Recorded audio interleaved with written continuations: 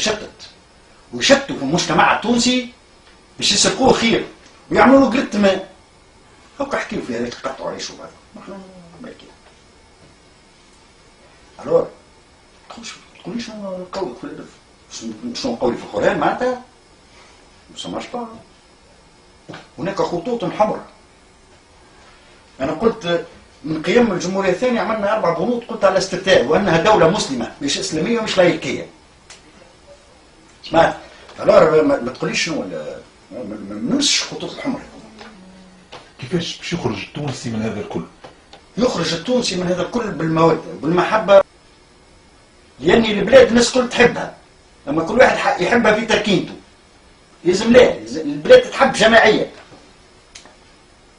هذا هو الحل، يجي بإقناع التونسيين والتونسيات بكافة التيارات. نهار آخر شنو فيها سكتوا مصر والأغلبية، وانا نحارب على أفكاري نهار آخر تولي أغلبية. هذه هي الجمهورية الثانية.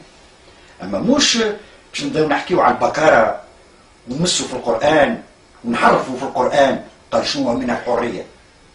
حريتك تقف نهار آخر في جمهورية ثانية لما تمس حرية شعب، ولما تمس مشاعر شعب، ولما تمس من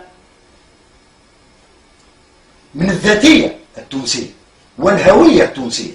اخذ غادي ستوب.